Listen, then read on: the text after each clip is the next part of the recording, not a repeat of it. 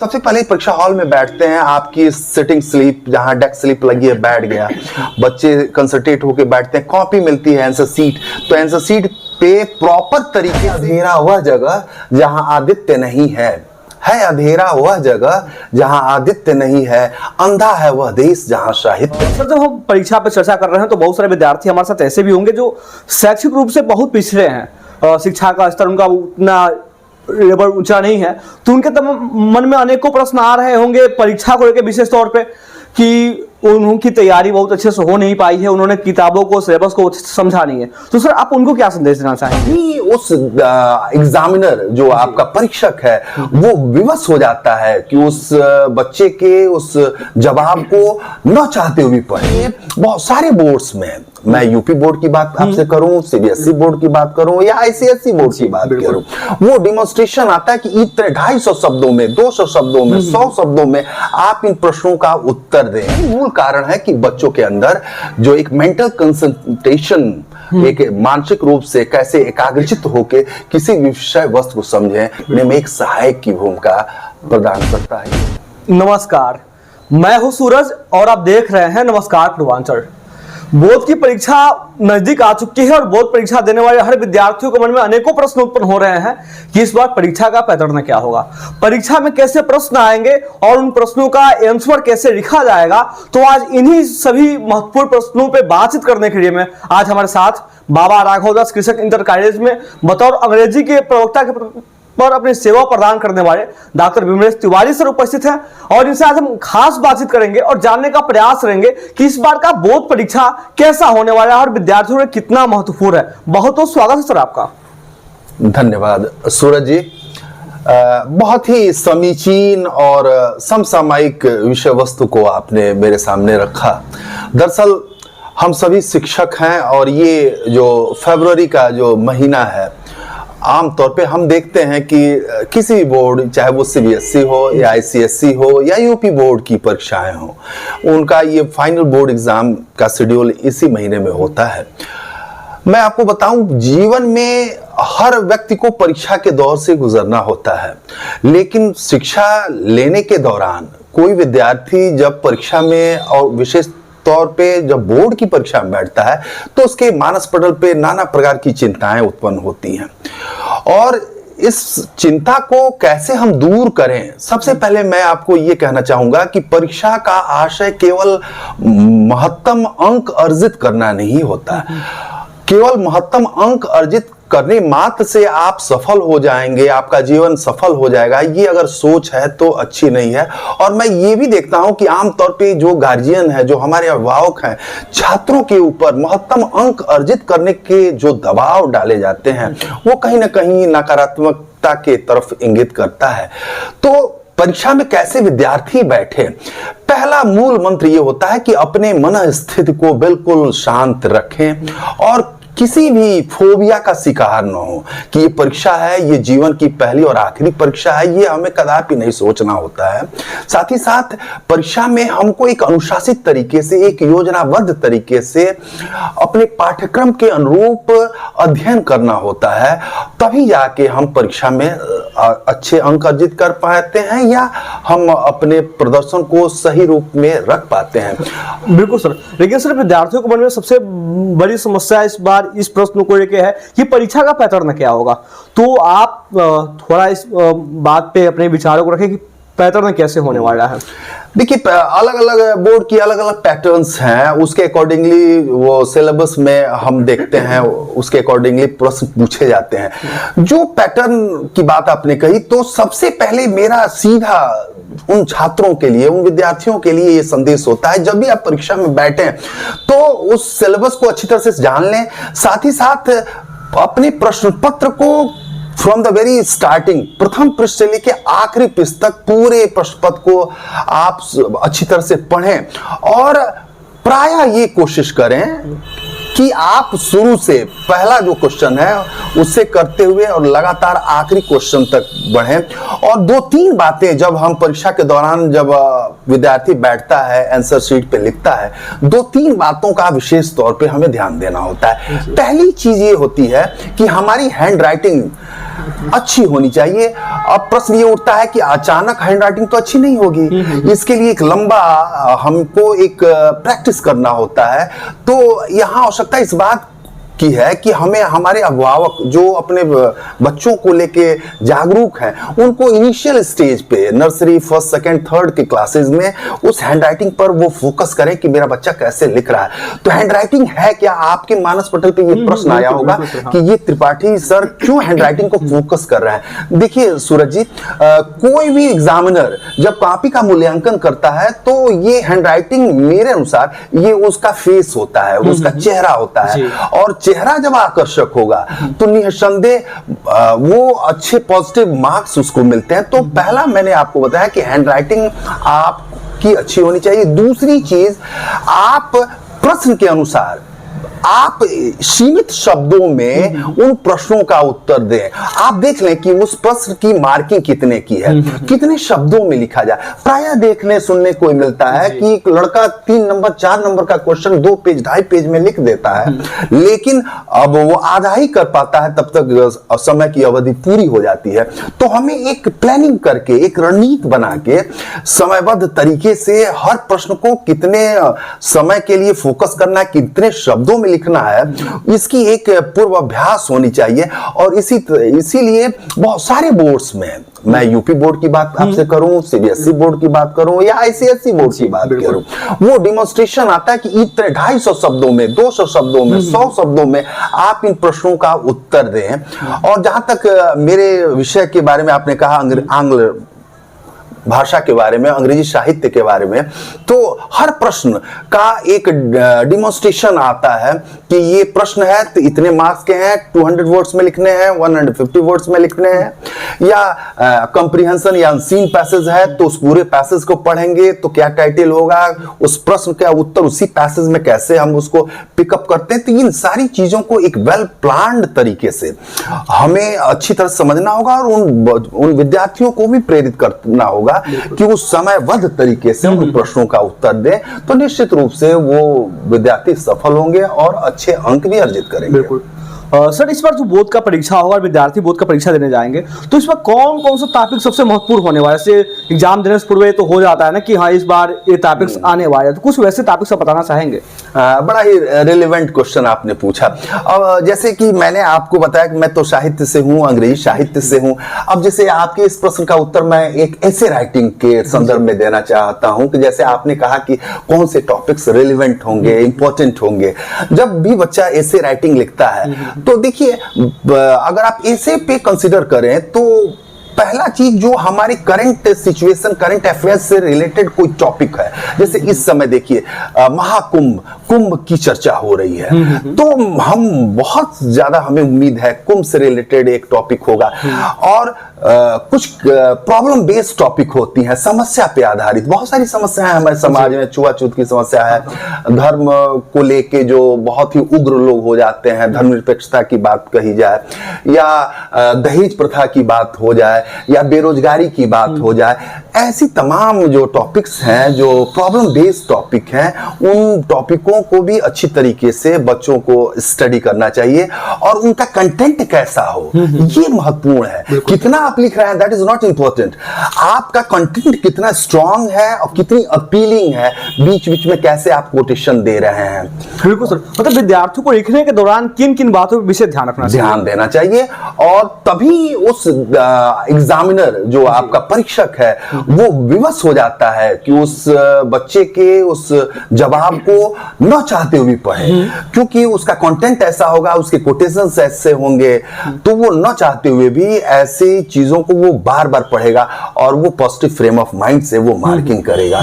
तो कंटेंट का और लिमिटेशन ऑफ वर्ड्स, कितने शब्द का सीमा है, उसके अकॉर्डिंगली जब हम चलेंगे तभी हम परीक्षा में सफल हो पाएंगे और अच्छे अंक अर्जित कर पाएंगे। फिर मैं आपको कह रहा हूं कि जहां तक हमारे इंग्लिश लिटरेचर की बात है, अंग्रेजी साहित्य की बात है, ये अब एक आमतौर पे थोड़ा सा मैं डेविएट करूं, मैं कहूं कि ये साहित्य होता क्या है। ये हिंदी साहित्य हुआ, अंग्रेजी साहित्य हुआ, संस्कृत साहित्य हुआ, उर्दू साहित्य हुआ। यहां मैं दो बातें कहना चाहता हूं। कि ये साहित्य होता क्या है। तो साहित्य के बारे में अगर आप देखें, अलग अलग लोगों ने, विद्वानों ने अलग अलग परिभाषा से परिभाषित किया है। आपने सुना होगा literature is the mirror of society, साहित्य समाज का दर्पण होता है। आपने एक पंक्ति हमें बहुत ही मेरे हृदय को छूती है, मैं प्राय अपनी कक्षाओं में अपने विद्यार्थियों के सामने रखता भी हूं। है अंधेरा वह जगह जहां आदित्य नहीं है अंधेरा वह जगह जहां आदित्य नहीं है, अंधा है वह देश जहां साहित्य नहीं है। बिल्कुल सर। अब प्रश्न ये उठता है कि साहित्य है क्या। साहित्य समाज का दर्पण है। दो समाज में जो लोग हैं उनके अंतःकरण की भावनाओं को जानकर हम लेखनी के माध्यम से उस बात को, मैं एक उदाहरण के तौर पे सूरज जी आपके सामने मैं रखूं, मुंशी प्रेमचंद का नाम आपने सुना होगा। ये कहानी के सम्राट कहे जाते हैं। उनकी कहानियों को आप पढ़ें तो वो कहानियां लगती हैं कि आपके हृदय, आपकी अंतरात्मा को किस तरीके से कितने नजदीक है और आपकी अंतरात्मा को कितनी झकझोरती हैं। उनके पात्र हुए, उनकी स्टोरी हुए, उनके डायलॉग्स हुए, उनके प्लॉट कंस्ट्रक्शन को देखें तो कहीं ना कहीं हम उस साहित्य को अध्ययन करने से हमें क्या मिलता है। आप फिजिक्स पढ़ते हैं तो आप बहुत बड़े स्कॉलर हो जाते हैं, साइंटिस्ट हो जाते हैं। आप केमिस्ट्री पढ़ेंगे, बहुत बड़े केमिकल की चीजों को और तमाम चीजों को आप समझेंगे। तो इन द सेम वे जब आप लिटरेचर पढ़ते तो क्या आप अर्जित करते हैं, दूसरों के सेंटिमेंट, दूसरों की फीलिंग्स, दूसरों के डिजायर को समझने जानने का एक अवसर मिलता है। और मेरा स्पष्ट ये मानना है, अगर हम साहित्य पढ़ते हैं तो हमारे अंदर एक आदर्श व्यक्तित्व का निर्माण होता है। हमारी भाषा, हमारी शब्द प्रस्तुति, साथ ही साथ हम कैसे संवाद कर रहे हैं, ये सारे संस्कारों का अगर उद्भव कहीं से होता है तो मेरी जो समझ में है वो साहित्य से होता है। और यही कारण है कि ये साहित्य अनिवार्य है। एटलीस्ट 10+2 तक आपने देखा होगा तमाम बोर्ड में ये विदाउट लिटरेचर आप कंप्लीट नहीं माने जाते हैं। तो गवर्नमेंट की ये योजना है, राज्य सरकारों की ये योजना है कि इन विषयों को, हिंदी हो, अंग्रेजी हो, संस्कृत हो, उर्दू हो, मेरा ये मानना है कि ये एक माँ बाप की बेटियां हैं। बेटियां पिता माँ के लिए बहुत ही प्रिय होती हैं और बेटी प्रिय होती है। तो इस संदर्भ में मैं यही कहना चाहूंगा कि हम भाषा को लेके कभी कभी डेविएट होते हैं, लड़ते हैं। हमें कदापि नहीं लड़ना चाहिए। और देखिए, उर्दू, हिंदी, संस्कृत जो भी भाषाएं हैं, एक शायर ने बड़ी अच्छी बात कही, हिंदी और उर्दू है जब से मेरी जुबान पे, हिंदी और उर्दू है जब से मेरी जुबान पे, तहजीब मेहरबान है मेरे खानदान पे, तहजीब मेहरबान है मेरे खानदान पे।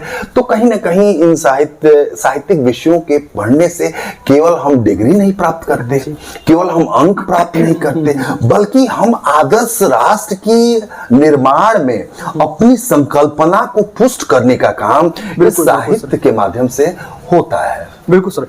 सर, जब हम परीक्षा पे चर्चा कर रहे हैं तो बहुत सारे विद्यार्थी हमारे साथ ऐसे भी होंगे जो शैक्षिक रूप से बहुत पिछड़े हैं, शिक्षा का स्तर उनका उतना लेवल ऊंचा नहीं है, तो उनके मन में अनेकों प्रश्न आ रहे होंगे परीक्षा को लेकर, विशेष तौर पे कि उनकी तैयारी बहुत अच्छे से हो नहीं पाई है, उन्होंने किताबों को, सिलेबस को समझा नहीं है। तो सर, आप उनको क्या संदेश देना चाहेंगे? अब उन मध्यम वर्गीय या उन विद्यार्थियों को यही मैं मैसेज देना चाहूंगा कि सबसे पहले वो अपने सिलेबस को आद्यपांत समझे, होल वे में क्या पढ़ना है किसी भी विषय, केवल साहित्य की बात मैं नहीं करता। आप physics, chemistry, history, economics, geography, कोई भी, एटलीस्ट वो स्टूडेंट अपने सिलेबस को समझेगा। और आप देखिए, सैंपल्स पेपर आजकल मार्केट में आ गया है और आप उस सैंपल पेपर को जो आप देखेंगे, वो सेट जो पेपर्स होते हैं, तो एक आइडिया स्टूडेंट के मन में होती है कि फ्रॉम द वेरी बिगिनिंग पहले क्वेश्चन से लेकर 12वें क्वेश्चन का पैटर्न क्या है। और ऐसा नहीं कि जो 2022 में पैटर्न है वो 2023 में चेंज हो जाता है, तो कंटिन्यूअस चलने वाली ये व्यवस्था है। तो उस पैटर्न को समझे और बार बार लिखने की हैबिट डेवलप करें बिफोर एग्जामिनेशन। आप वो उस पैटर्न को लिखने की हैबिट डेवलप करें। होता ही है कि हम पढ़ने के लिए बहुत सारी चीजों को पढ़ लेते हैं और उसका जब एक्सपोजर करना होता है, जब चीजों को हमको लिखना होता है, तो बच्चे लिखने में वीक हो जाते हैं। तो मैं उन विद्यार्थियों को और खासकर उन मध्यम या उन कमजोर विद्यार्थियों से बार बार ये आग्रह करूंगा कि आप परीक्षा से पहली बात तो बिल्कुल ना घबराएं। परीक्षा आपके जीवन के लिए महत्वपूर्ण है, लेकिन आपका स्वस्थ रहना, मानसिक रूप से, शारीरिक रूप से स्वस्थ रहना बहुत ही महत्वपूर्ण है। तो बिल्कुल आइए, फोबिया की शिकार न हो, परीक्षा से बिल्कुल ना घबराएं। दूसरी चीज, उस पूरे सिलेबस को अच्छी तरह से समझें, पेपर के पैटर्न को समझें, और जितना जिस रूप में जैसे किया जा रहा है, जिन शब्दों में कहने के लिए, जिस मार्क्स के अकॉर्डिंगली, उसके अकॉर्डिंगली वो कंटेंट को लिखें। और प्रश्नों को, स्पेशली बोर्ड की परीक्षाओं में अक्सर आपने देखा होगा बच्चे प्रश्न स्किप कर जाते हैं, छोड़ जाते हैं। तो प्रश्न का छोड़ना, मेरा पर्सनल ये मानना है कि पैर में कुल्हाड़ी मारने के समान। तो सर, जो प्रश्न विद्यार्थियों को समझ में नहीं आता है उसका आंसर कैसे लिखें? अब ये बड़ा ही समसामयिक प्रश्न आपने किया, और ये प्रश्न अक्सर विद्यार्थी करते हैं कि मान लीजिए कोई प्रश्न है और वो उसके बारे में बहुत कुछ नहीं जानते, तो उन प्रश्नों को कैसे लिखे।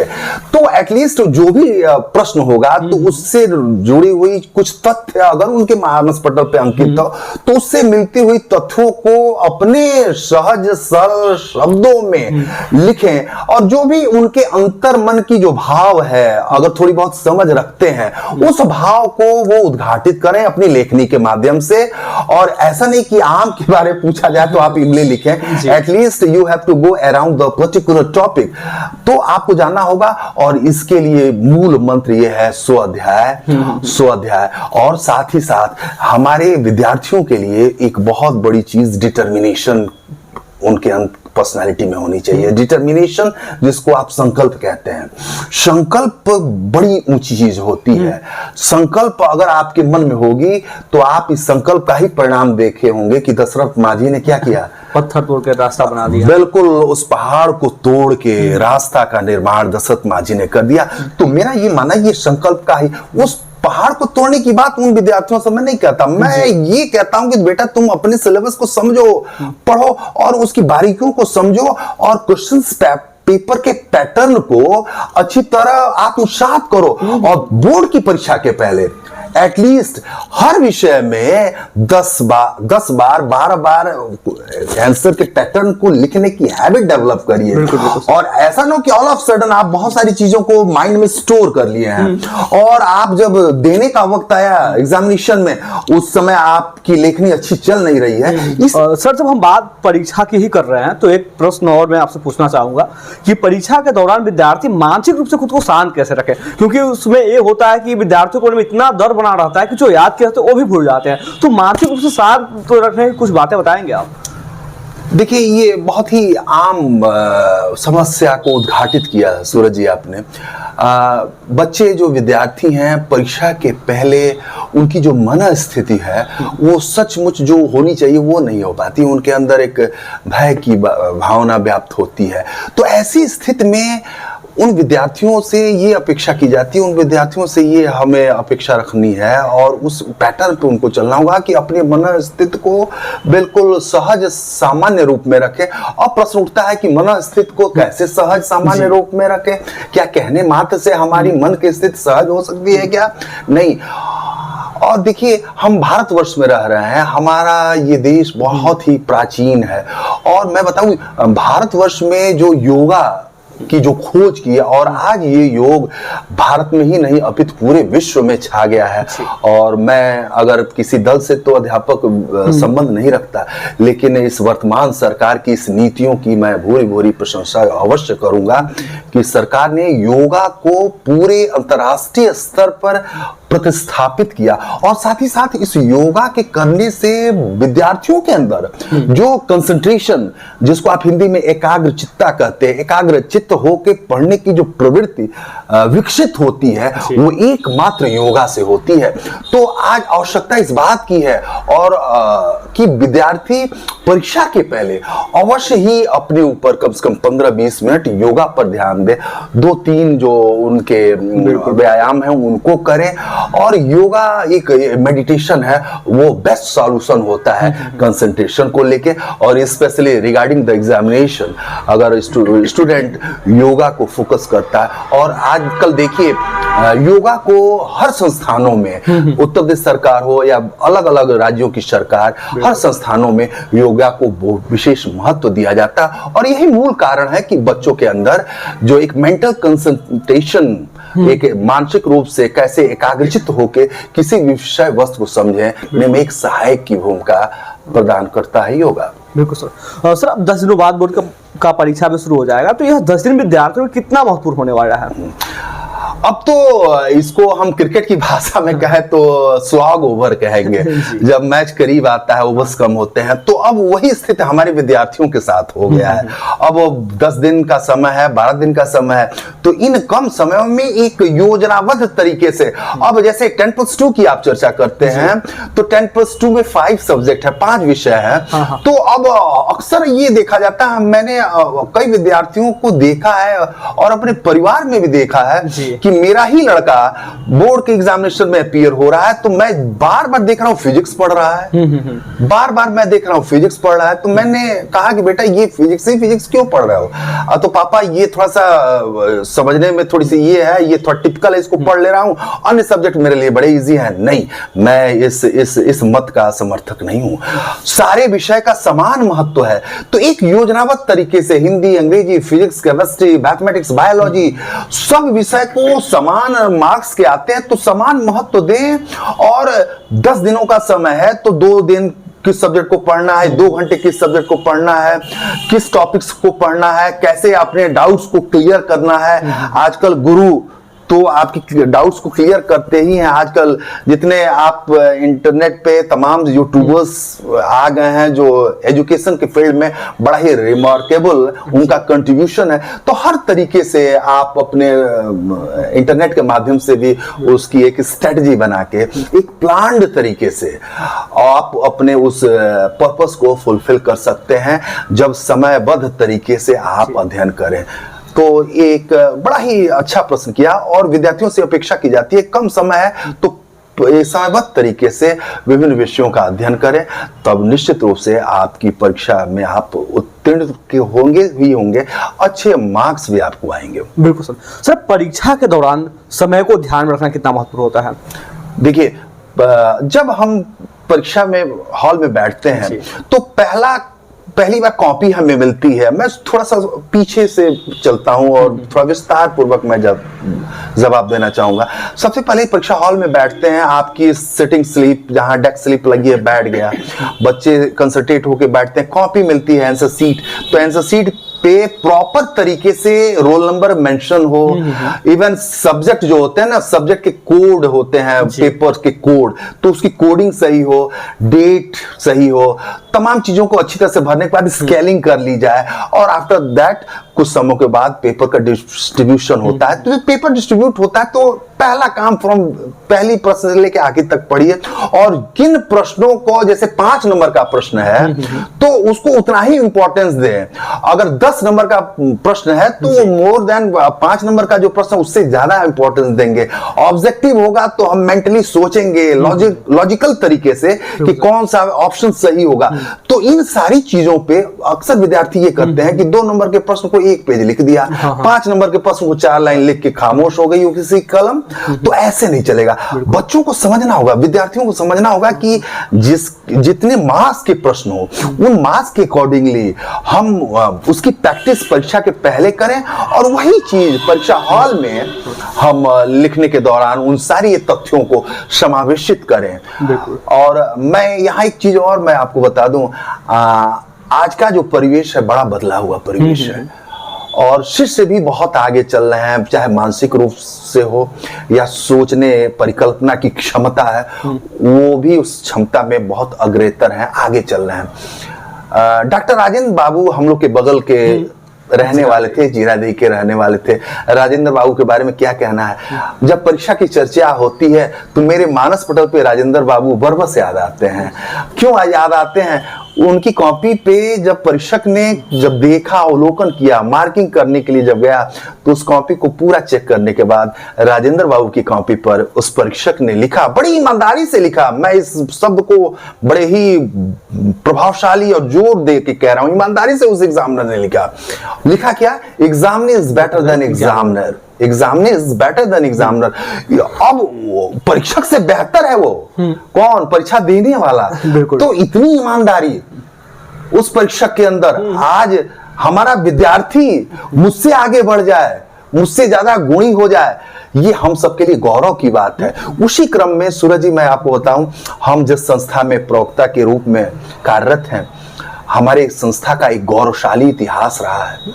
बहुत सारे सिविल सर्विसेज में बच्चे क्वालिफाई किए, मेडिकल इंजीनियरिंग में भी आए, और इधर एक नई ट्रेंड हमने देखी जब से कोरोना का प्रकोप हमारे इस समाज में पूरे विश्व में आया। उस कोरोना के प्रकोप के आने के बाद हमारी संस्था का एक छात्र पूरे विश्व में वो छाया हुआ है। वह छात्र खान सर के रूप में जाना जाता है। मुझे वो दिन याद है जब हम लोग की कक्षाओं में बिल्कुल शांत तरीके से, प्रतिदिन अनुशासित तरीके से वो कैसे विद्यार्थी प्रतिदिन कक्षा में आया करता था और एक संस्कारिक अनुशासित छात्र की तरह वो स्व अध्ययन करता था, हम लोग के संपर्क में रहता था। तो ये गौरव की अनुभूति होती है। और गुरु और माता पिता, हमारी समझ में ये ऐसे दो रिश्ते हैं। गुरु चाहता है मेरा पढ़ाया और शिष्य मुझसे बहुत आगे जाए, चरमोत्कर्ष की तरफ जाए सफलता के, और माता पिता तो सदैव चाहते हैं कि हमारे पुत्र या पुत्री हमसे बहुत आगे जाए। बिल्कुल सर। सर, आपके पास इतने वर्षों का अनुभव रहा है, तो मैं एक प्रश्न और पूछना चाहूंगा कि विद्यार्थियों की एक आम गलती क्या होती है जो हर विद्यार्थी परीक्षा दौरान कर ही देते हैं? देखिए, एक जनरल जो मिस्टेक कॉमन स्टूडेंट करते हैं कि जो प्रश्न उनको आता है उसको बड़ा डिटेल लिखते हैं।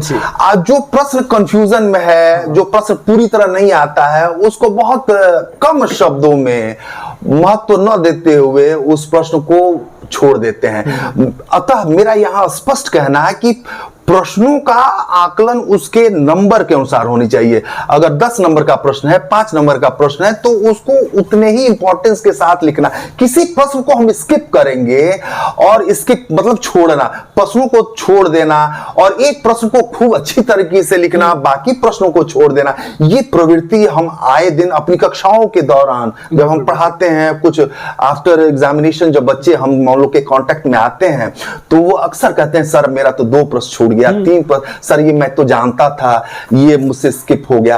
अब बताइए, जो बच्चा प्रश्न का उत्तर जानता हो, समयाभाव के कारण वो प्रश्न का उत्तर न दे पाए, तो वो बच्चे के मन स्थिति पे क्या असर पड़ेगा? तो ये मेरा स्पष्ट कहना है कि बच्चे के अंदर इतनी अवेयरनेस, सिंसियरिटी आनी चाहिए, एटलीस्ट वो बोर्ड का एग्जाम में अपीयर होने जा रहा है, तो उस समयबद्धता को अच्छी तरह से देखे और कैसे प्रश्न न छूटे। हमारे समझ में एग्जामिनेशन हॉल में वॉच, रिस्ट वॉच तो अलाउ है कि नहीं, लेकिन अब समय का बोध हो जाता है, वार्निंग बेल लगता है और 1 घंटे पे बेल लगता है, 2 घंटे पे बेल लगता है। अगर वॉच अलाउड भी ना हो एग्जामिनेशन, तो बच्चे उससे अपना एक अनुमान लगा लेते हैं और समयबद्ध तरीके से अगर चलेंगे तो निश्चित रूप से ये प्रश्न जो छूटने की जो एक प्रवृत्ति बहुत पहले से चली आ रही है वो नहीं होगी, और जो सिंसियर होंगे, जो अवेयर होंगे स्टूडेंट, इन सब से वो दूर ही रहेंगे। बिल्कुल सर। और सर, आजकल आमतौर पर हम देखते हैं कि जो छात्राएं, जो बहनें हमारी हैं, इनके को मन में परीक्षा को और भी ज्यादा भय बना रहता है, तो सर इसके संबंध में आप क्या कहना चाहेंगे? देखिए, ये जो बहनें, जो मेरी बेटियां हैं, ये सच पूछिए तो ये हमारे समाज की ये नारी शक्ति जो है, ये आधी दुनिया के रूप में जानी जाती हैं, और बड़ी खुशी है। मैंने भी वो समय देखा है कि ये नारी शिक्षा को लेके जो हमारे समाज में जो भ्रांतियां थी वो कैसे दूर हुई, और आज सुदूर ग्रामीण क्षेत्र की हमारी बहन बेटियां पढ़ रही हैं और मेहनत कर रही हैं, और वो अभिभावक सचमुच में स्तुत्य हैं, प्रणम्य हैं, जो अपनी बहन बेटियों को गांव से दूर, गांव में रहते हुए शहरों के तरफ या जहां भी विद्यालय है वहां भेजते हैं। उन बेटियों के मन में परीक्षा को लेके जो भय होता है वो भय बिल्कुल ना रखें, और ये जो नारी शक्ति है, ये बेटियां पहले अपने आप को समझें, वो हर चीज कर सकती हैं जो पुरुष कर सकता है। देखिए, कहा गया है कि there is a woman at the beginning of all great things. सभी महान कार्यों के पीछे महिलाओं का, नारी शक्ति का हाथ होता है। इतिहास भी साक्षी है। सूरज जी, आप इतिहास के अच्छे जानकार हैं, आप समझ सकते हैं कि स्त्री शक्ति का कितनी बड़ी उपलब्धि है हमारे समाज में। और तो और हमारी एक छोटी सी रचना है, अक्सर अपनी कक्षाओं में अपने विद्यार्थियों के बीच, विशेषकर हम अपनी बेटियों के बीच कहते हैं कि हिमालय की चोटी हो या सागर की गहराई, हिमालय की चोटी हो या सागर की गहराई, भारत की बेटी ने सब पे विजय पाई। अब बताइए, फाइटर जेट प्लेन से लेके और ट्रेन चलाने से लेके ऑटो तक हम देख रहे हैं शहरों में हमारी बेटियां हर काम कर सकती हैं। तो ये परीक्षा तो बहुत छोटी चीज है। उनके मन में ये भय की स्थिति कदापि न हो, वो फियरलेस बने, निर्भीक बने और अपने को कंसंट्रेट करें। और जैसा कि योगा के बारे में पूर्व में हमने आपसे चर्चा की, उस योगा को करने की जो भावना केवल हमारे बालक में नहीं, हमारी बालिकाओं के अंदर भी होनी चाहिए। और ऐसा देखा जाता है कि परिवारों, हर परिवार में वो समय बदल गया, बेटा बेटी में कोई डिफरेंस रहा नहीं।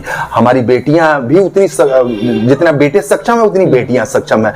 तो ये बहुत ही अच्छा है। और ये आधुनिक भारत की एक महान नींव कह लीजिए, आधुनिक भारत की एक जो संकल्पना है, जो नारी शक्ति के रूप में आगे बढ़ रही है, हर क्षेत्र में चली जाइए तो हमारी बेटियां बहनें आगे चल रही हैं। ये निश्चित रूप से समाज में एक बहुत ही अच्छा संदेश जा रहा है और ये जो समाज के लिए बहुत ही अनुकरणीय है। बिल्कुल सर। सर, इतना देर से हम लोगों ने बातचीत किया परीक्षा को लेकर, तो एक और मैं अंतिम प्रश्न आपसे पूछना चाहूंगा कि आपने जितनी बातों को बताया, अगर इसको थोड़े से शब्दों में आपको बताना पड़े ताकि विद्यार्थी अगर इस वीडियो को देखे और इन प्रश्नों को के उत्तर को जाने तो उसको लगे कि हाँ, मैं पूरी तरह से अगर इस बातों को फॉलो करूंगा तो मैं परीक्षा के लिए तैयार हो जाऊंगा। तो सर, संक्षिप्त में जो पूरी बातों को आप समाहित कर पाए। देखिए, अब आप परीक्षा में बैठने जा रहे हैं विद्यार्थी, अब समय कम है, जो हमने पढ़ लिया अब समयबद्ध तरीके से, योजनाबद्ध तरीके से और उन विभिन्न विषयों के विभिन्न टॉपिक्स को अच्छी तरीके से हम समझें, पढ़ें और साथ ही साथ उसके इंपॉर्टेंट एस्पेक्ट्स को, इंपॉर्टेंट पार्ट्स को पढ़ें। जैसे होता यह है कि हमारे किसी एक सब्जेक्ट का कुछ पार्ट हमारे पास बहुत अच्छी नॉलेज में है, हमारे अंतर्मन में है, तो उसको न पढ़ के जो टॉपिक हमसे छूट रहे हैं, जिसके बारे में हमारी बहुत स्पष्ट क्लैरिटी नहीं हो पा रही है, तो उसको पढ़ें और सिलेबस के अनुसार कैसे सिलेबस है और किन किन चीजों को मॉडल पेपर में पूछा जा रहा है, कैसे गत वर्ष में प्रश्न पूछे गए हैं, इनका बार बार अध्ययन ही न करें, इनको रीडिंग एंड राइटिंग, मन उन प्रश्नों का जवाब दे, लिखित रूप में जवाब दे। आज भी मैं देखता हूं, मैं लाख कह रहा हूं, लेकिन बच्चों के अंदर पढ़ने की प्रवृत्ति ज्यादा है, लिखने की प्रवृत्ति कम हो गई है। और आजकल लिखने की प्रवृत्ति कम होने के पीछे हमारे जितने ये आईटी के सेक्टर में जो बहुत बड़ी चमत्कार हुआ है, इंफॉर्मेशन टेक्नोलॉजी, इंटरनेट आ गया, लैपटॉप पे लड़के बैठ जा रहे हैं और वो उंगली चला रहे हैं, वो कलम चलाने में वो उनको थोड़ी कठिनाई हो रही है। तो मेरा स्पष्ट ये मानना है कि बोर्ड की परीक्षा के पहले आप जितना समझ रहे हैं उससे कहीं ज्यादा लिखने की हैबिट डेवलप करें, क्योंकि मैंने पहले भी आपसे कहा कि लिखना ये आपकी पर्सनालिटी को एक्सपोज करता है। किस तरह लिख रहे हैं, आपकी भाषा शैली कैसा है, आपका कंटेंट कैसा है, आपकी ओपनिंग कैसी है, आपकी क्लोजिंग कैसे हो रही है किसी प्रश्न की। तो इन सारी चीजों पे सम्यक तरीके से अगर विद्यार्थी ध्यान देगा तो निश्चित रूप से वो विद्यार्थी सफल होगा। आप जानते हैं यूपीएससी के एग्जाम में इसी तथ्य को गहराई तक जानने के लिए एक ऐसे राइटिंग रखा जाता है। आईएएस आईपीएस लड़के होते हैं, लेकिन उनके अंदर ऑब्जर्वेशन किस तरह का है, वो कैसे राइटिंग स्किल उनके अंदर कैसी है, किसी भी टॉपिक को कैसे ऑब्जर्व कर रहे हैं, उनका पर्सनल ओपिनियन कैसा है उस टॉपिक के रिगार्डिंग, तो उनके खुद की मौलिक चिंतन उस निबंध के माध्यम से प्रस्फुटित होती है। और यही कारण होता है कि ये यूपीएससी जैसी बड़ी संस्था इस तरह के प्रश्नों को देती है। तो मेरा स्पष्ट ये मानना है अपने विद्यार्थियों के लिए कि आप जो पढ़िए बिल्कुल कंसंट्रेट होकर पढ़िए, समयबद्ध तरीके से पढ़िए, प्रश्न जैसे आए उसके अकॉर्डिंगली आंसर लिखिए, जिस प्रश्न का जितना इंपॉर्टेंस हो, जितनी मार्किंग हो उसके अकॉर्डिंगली लिखिए और समय का विशेष ध्यान दीजिए। देखिए, समय के बारे में कहा गया time and tide wait for none, तो you have to understand the value of time। बिल्कुल, बहुत बहुत धन्यवाद सर आज अपना महत्वपूर्ण समय देने के लिए, आज हमारे साथ खास बातचीत करने के लिए। बाबा राघवदास कृषक इंटर कॉलेज में बतौर अंग्रेजी के प्रवक्ता के पद पर अपनी सेवा दे रहे डॉक्टर विमलेश तिवारी सर उपस्थित थे, जिनसे आज हमने खास बातचीत किया परीक्षा को लेकर कि बोर्ड परीक्षा में विद्यार्थी कैसे अपने आप को तैयार करें। परीक्षाओं में जब कठिन प्रश्न आ रहे हैं या विद्यार्थी के मन में किसी प्रकार की कोई असमंजस वाली स्थिति उत्पन्न हो रही है, तो उस समय विद्यार्थी अपने आप को शांत कैसे रखे और अच्छे से परीक्षा को कैसे दे और अच्छे अंकों से उत्तीर्ण कैसे हो, इन सभी विषयों पर सर ने बहुत अच्छे ढंग से अपने विचारों को प्रस्तुत किया। और निश्चित तौर पर जब आपने पूरे वीडियोज को देखा होगा तो आपके लिए भी बहुत कुछ यहाँ सीखने को मिला होगा। आपने यहाँ से क्या सीखा कृपया कमेंट करके अवश्य बताएं। और आपको लग रहा है कि यह बोर्ड के परीक्षा के तैयारी करने वाले विद्यार्थियों के वीडियो लाभदायी है तो उनके पास भी साझा करें। आपका बहुत बहुत धन्यवाद।